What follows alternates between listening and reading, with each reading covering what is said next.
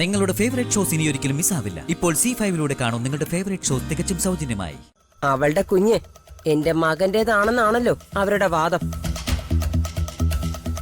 അതിലെന്തെങ്കിലും സത്യമുണ്ടോ അംബിക മാഡം? നീ എന്താ അങ്ങനെ ചോദിച്ചത്? എന്റെ മകൻ അത്രയ്ക്ക് മോശമാണോ? കുഞ്ഞ് ജനിക്കട്ടെ, അതിനുശേഷം ദിവ്യയുടെ എല്ലാ വിഷമങ്ങൾക്കും പരിഹാരം ഉണ്ടാവും.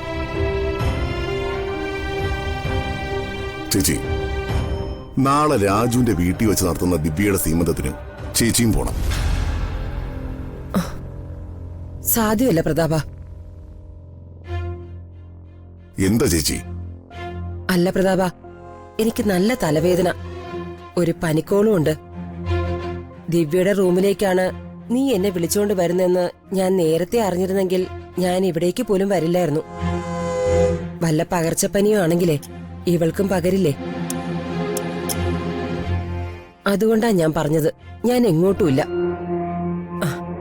റൂമിൽ പോയിട്ടെ ഒന്ന് റെസ്റ്റ് എടുക്കട്ടെ.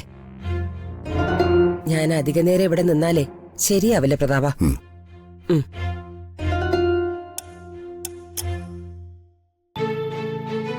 രാജു, നിങ്ങൾ സംസാരിച്ചിരിക്കും, ഞാൻ ഇറങ്ങട്ടെ.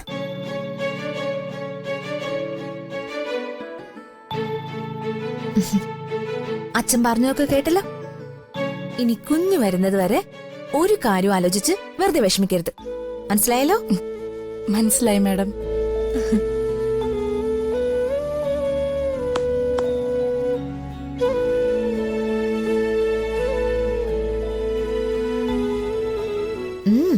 നന്നായിട്ട് ചേരുന്നുണ്ട് അല്ലേ? യാമിന മാഡത്തിന്റെ സെലക്ഷൻ അല്ലേ, മോശാവോ? ഇപ്പൊ എനിക്ക് ഈ വീട്ടിൽ കിട്ടുന്ന സൗഭാഗ്യങ്ങൾക്കൊക്കെ കാരണം നിങ്ങൾ രണ്ടുപേരുവാ.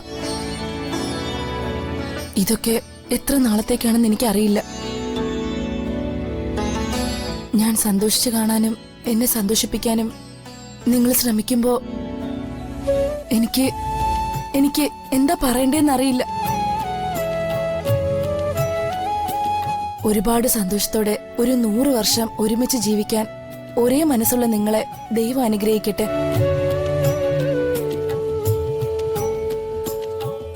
പ്രതിക മാഡം, എനിക്ക് കുറച്ച് ജോലിയുണ്ട്.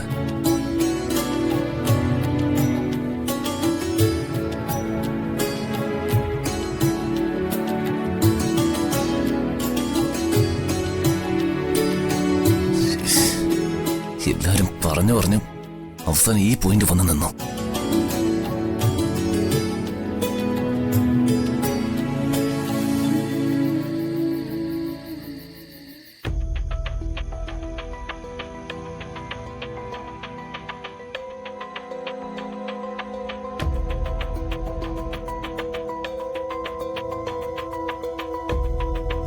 രമ്യ, ആഹാ റോഷ്നി, എത്ര നാളായിട്ട് നിന്നെ കണ്ടിട്ട്.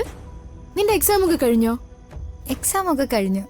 ഇനി കോളേജ് തുറക്കുന്നത് വരെ ഞാനിവിടെ ഉണ്ടാവും. നിനക്കെന്താ പഴയ പോലെ പ്രസരിപ്പൊന്നും ഇല്ലാത്ത? അത് ഞാൻ പ്രത്യേകിച്ച് പറയണോ? എല്ലാം നിനക്ക് അറിയുന്നതല്ലേ. രാജുവിന്റെ കാര്യോർത്ത് നീ വെറുതെ വിഷമിക്കണ്ട രമ്യേ, അതൊക്കെ നമുക്ക് ശരിയാക്കാന്നേ. ഞാൻ ലീവ് കഴിഞ്ഞ് പോകുന്നതിന് മുന്നേ അവളെ, നിന്റെ ശത്രുവായ ആ ഋതികയെ നമുക്കിവിടുന്ന് കെട്ടിക്കാന്നേ. നിനക്ക് അവളെ അറിയാത്തോണ്ടാ. അവള് നീ വിചാരിക്കുന്നതിലും വിളഞ്ഞ വിത്ത. രമ്യേ, നിനക്കിത് എന്തു പറ്റി?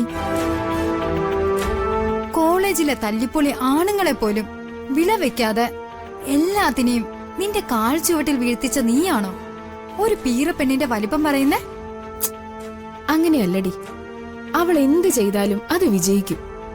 അവളൊരു പ്രത്യേക ഭാഗ്യമുള്ളവളാ. പിന്നെ ഭാഗ്യം എന്നെ കൊണ്ടൊന്നും പറയിപ്പിക്കണ്ട. നീയൊന്ന് ഉഷാറായി കഴിഞ്ഞാ പറഞ്ഞു പോകാവുന്ന കാലി തറച്ചൊരു ഉണക്കമുള്ളു, അത്രയേ ഉള്ളൂ അവള്.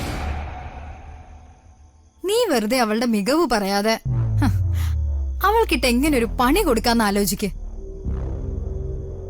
രാജുവിനെ നീ നിന്റെ ഏതു പ്രായത്തിൽ പ്രേമിച്ചു തുടങ്ങിയതാണെന്ന് എനിക്കറിയാം. അങ്ങനെ നിനക്കവനെ അവൾക്ക് വിട്ടുകൊടുക്കാൻ പറ്റുമോ? അംബിക മേഡം ആണല്ലോ. നീ കോൾ എടുക്ക.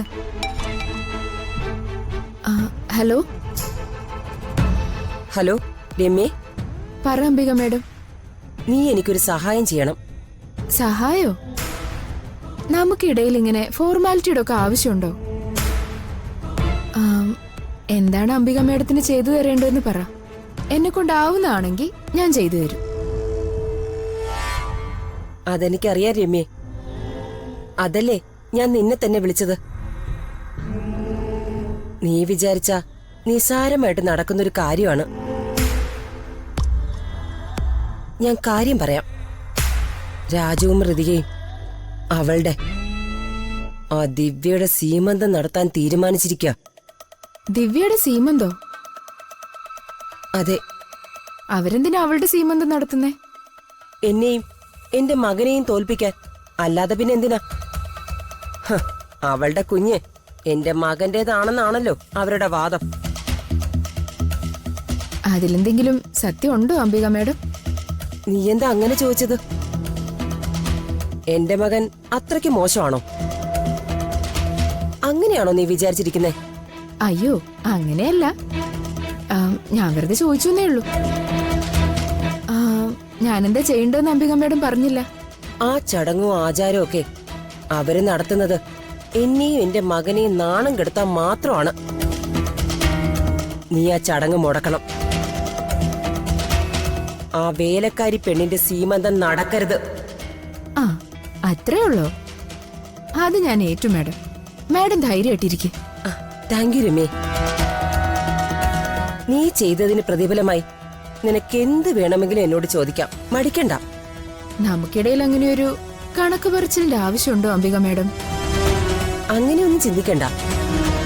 എനിക്ക് ഉപകരിക്കുന്നവരെ സന്തോഷിപ്പിക്കേണ്ടത് എന്റെ കടമയാ.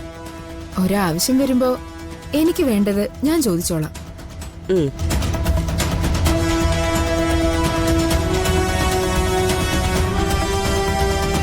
അല്ല, നിന്റെ അംബിക മേഡം പറഞ്ഞതെന്താ? അവരുടെ മകനില്ലേ, ആ തലതെറിച്ചവൻ ദീപക്കോ? ആ, അവൻ തന്നെ.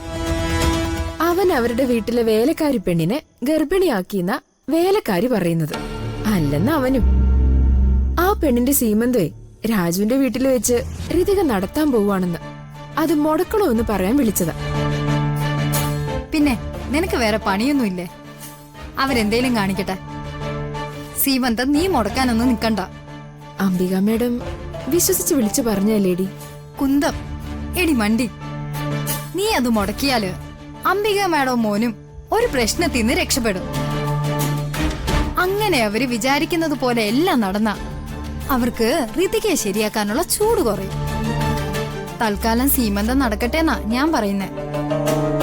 അമ്മയ്ക്കും മോനും ഋതികയോടുള്ള വാശി കൂടണം. അതാ നമുക്കിപ്പോ വേണ്ടത്. മനസ്സിലായോ? ശരിയാ, നീ പറയുന്നതിലും കാര്യമുണ്ട്. എങ്കി ശരി മോളെ, നല്ല യാത്രാക്ഷീണമുണ്ട്. നീ ടെൻഷൻ അടിക്കണ്ട, നമുക്കെല്ലാം ശരിയാക്കാം.